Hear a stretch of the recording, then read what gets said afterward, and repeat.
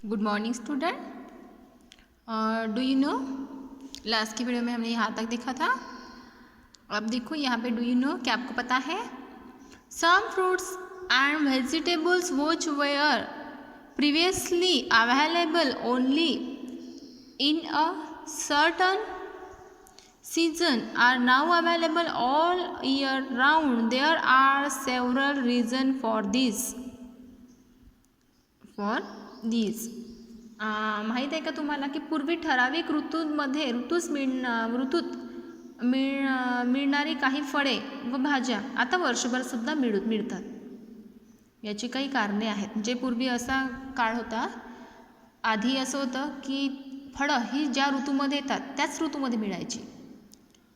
त्या फळांचा जो ऋतू असेल त्याच ऋतूमध्ये ते फळं यायची मार्केटमध्ये सुद्धा. पण आता असं आहे की कुठल्या पण ऋतूमध्ये कुठलं पण फळ मिळते. सगळ्या ऋतूंमध्ये फळं हे दिसतात. याची काही कारणं आहे. काय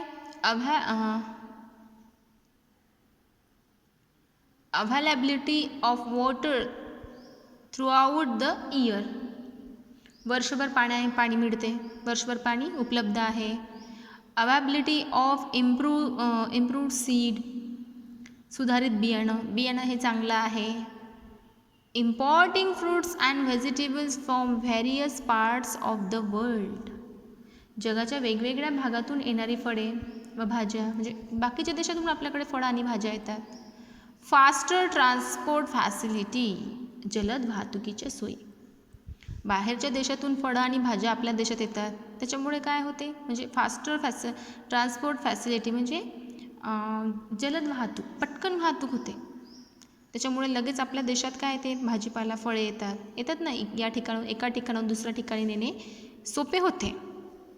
या सगळ्या गोष्टींमुळे काय होते की मार्केटमध्ये कुठल्याही ऋतूमध्ये कुठलंही फळ आज आपल्याला मिळते. कशामुळे? कारण पाणी आहे, पुष्कळ पाण्याची उपलब्धता आहे आपल्याकडे. नुसतं पावसावर अवलंबून आहे का आपण?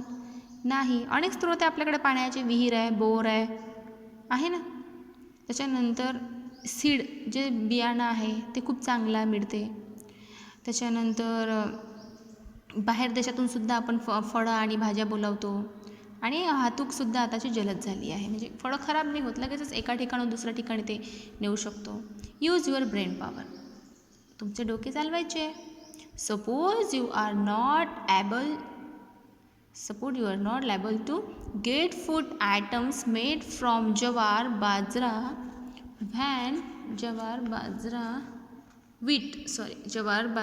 wheat, rice and corn. Think of the food items that you will have to eat in that case. Make a list of such item.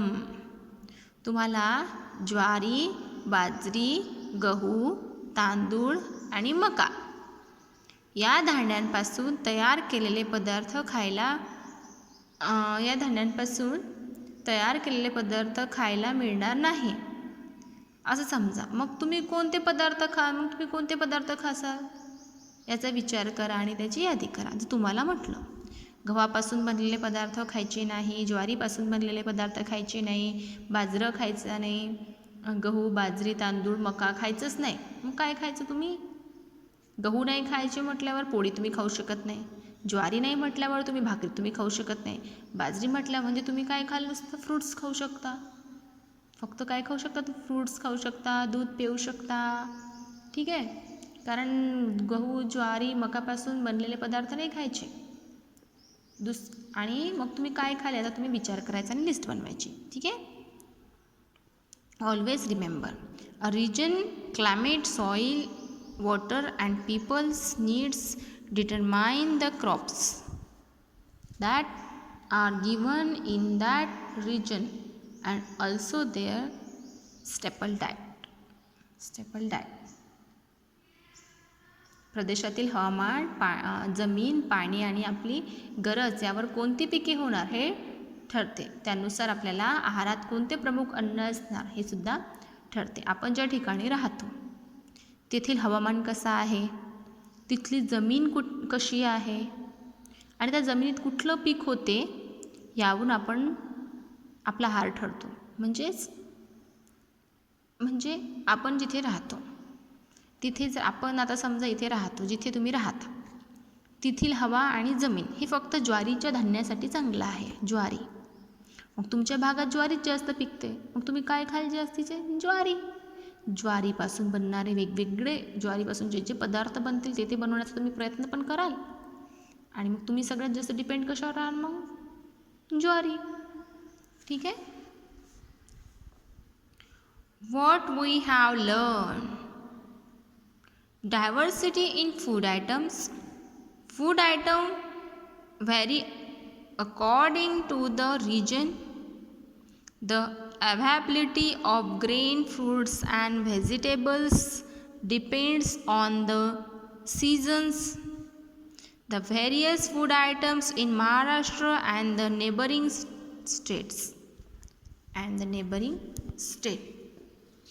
क्या है की आपण काय शिकलो? आपण शिकलो अन्नपदार्थातील विविधता, डिस व्हरायटी इन फूड आयटम्स. अन्नपदार्थात विविधता. त्याच्यानंतर प्रदेशानुसार अन्नपदार्थात विविधता असते. त्याच्यानंतर अन्नधान्य, फळे, भाज्यांची ऋतूनुसार उपलब्धता. महाराष्ट्र व शेजारील राज्यातील विविध अन्नपदार्थ मॅपमध्ये आपण समजा बघितलेच आहे. आपण काय बघितलं? अन्नपदार्थ म्हणजे किती वेगवेगळ्या एका अन्नापासून किती पदार्थ आपण बनवू शकतो. तांदूळापासून किती पदार्थ आपण बनवू शकतो.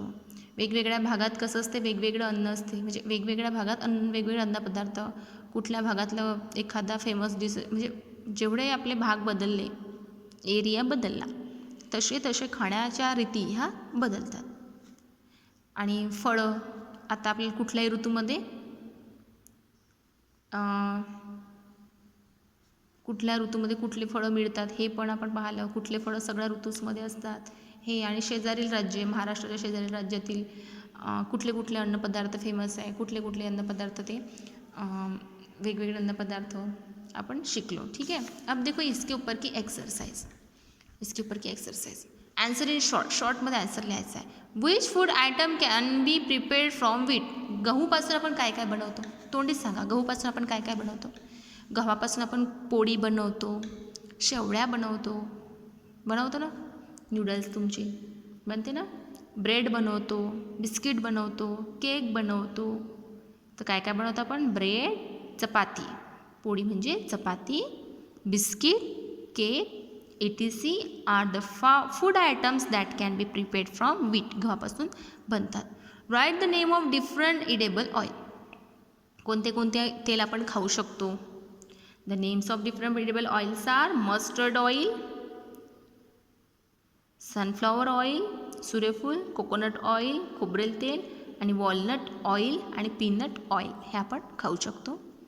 Which is the special food item prepared in your village, town और सिटी.